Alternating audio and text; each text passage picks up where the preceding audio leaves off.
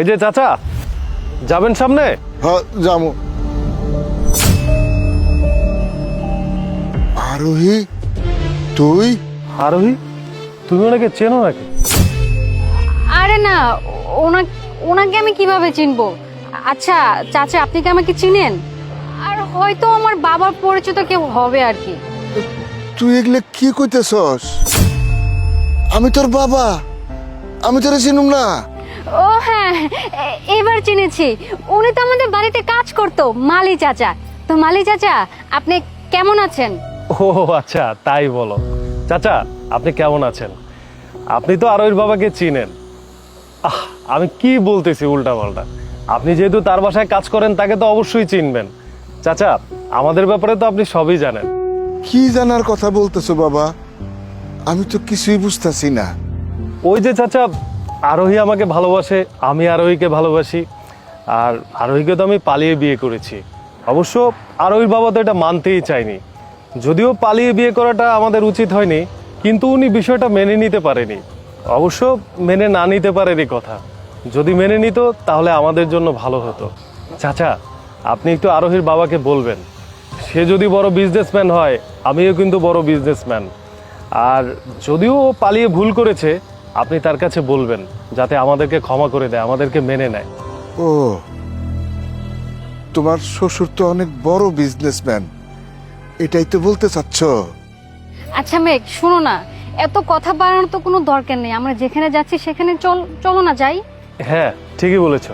আচ্ছা চাচা, চলুন আমাদের নিয়ে, আমাদের বাসাটাও চিনে আসবেন। না বাবা, আমি যাব না, আমার অন্য কাজ আছে।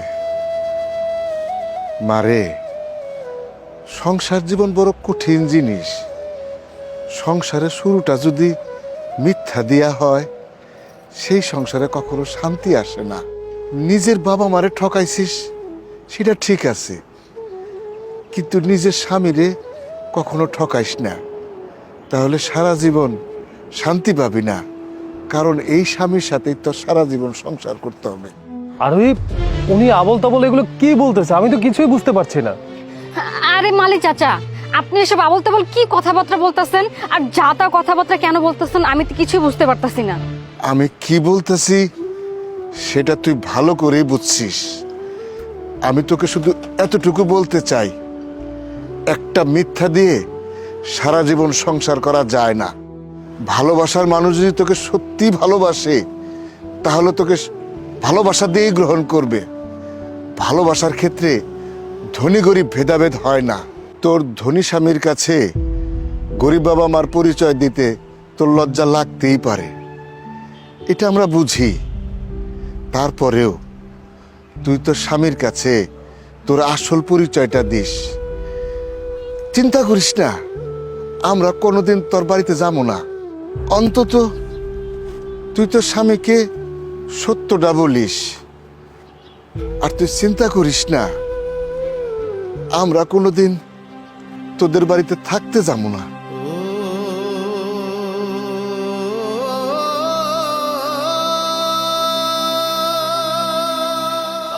আরোহী মানে কি? উনি ধনী গরিব কি আবল তাবল বলে গেল? আমি তো কিছুই বুঝলাম না। আরে এসব বাদ দাও না, মালি চাচা কি বললো না বলো তুমি সেটার পেছনে পড়ে আছো। চুপ! আর একটা মিথ্যা কথা বলবো না। উনি এত ভালো করে বুঝানোর পরে তুমি বুঝতে পারছো না, আমার সাথে মিথ্যা কথা বলতেছো, নাটক করো। তুমি কেন বড় লোক হওয়ার নাটক করলো আমার সাথে, বলো তো? আসলে মেঘ, তুমি যদি জানতে আমি একজন রিস্কাওয়ালার মেয়ে, গরিবগুলোর মেয়ে, তুমি তো আমাকে ছেড়ে চলে যেতে। আমি তো এই ভয়ে তোমাকে আমি কিচ্ছু জানাইনি, তুমি আমাকে ভুল বুঝো না। ছি ছি আরোহী, সামান্য একটা কারণে তুমি আমাকে মিথ্যা বলেছো। আচ্ছা, আমার কথা না হয় বাদই দিলাম, তুমি তোমার নিজের বাবাকে পর্যন্ত পরিচয় দিলে না। তোমার মতো মেয়ে থাকার চেয়ে না থাকাই ভালো, বুঝতে পেরেছো? তুমি একটা স্বার্থপর বেয়াদব। মেঘ একটু শোনো, আমি তোমাকে হারানোর ভয়ে এসব কিচ্ছু জানাইনি। বাবা বাবা বাবা বাবা, দাঁড়ান দাঁড়ান বাবা, দাঁড়ান। বাবা, বাবা তুমি ওরে বাবা বইলা ডাকলা? আমার মতো সামান্য একজন রিক্সাওয়ালাকে তুমি বাবা বইলা ডাকলা? হ্যাঁ বাবা, আপনি তো আমার শ্বশুর আব্বাই হন। আর এই পৃথিবীতে আমার বাবা নেই, আপনি তো আমার বাবার মতোই। আমি একটা বাবা পেলাম, বাবা, আরোহী ছোট মানুষ, ও ভুল করে ফেলেছে। আর আমারও জানা উচিত ছিল সত্যিটা, কিন্তু আমি এটা না জেনে অপরাধ করেছি। প্লিজ বাবা, আমাদের দুজনকে আপনি ক্ষমা করে দিন। বাবা, তুমি আমার কাছে ক্ষমা চাইতেছো কেন? তুমি তো কোনো অন্যায় করো নাই। অন্যায় করছে আমার মেয়ে। কিন্তু বাবা, আমি তোর বাবা, তাই তোমার কাছে একটা অনুরোধ করি, তুমি আমার মেয়েটাকে কখনো কষ্ট দিও না। বাবা, কিছুক্ষণ আগেও আমি তোমাকে অস্বীকার করলাম, তারপরেও তুমি এখনো আমার কথা তুমি ভাবতেছো আমি যেন সুখে থাকি। আমি আসলে স্বার্থপরের মতন আমি তোমাদেরকে ভুলে গিয়েছি। আসলে বাবা মার কাছে ধনী গরিব বলতে কোনো ভেদাভেদ নেই।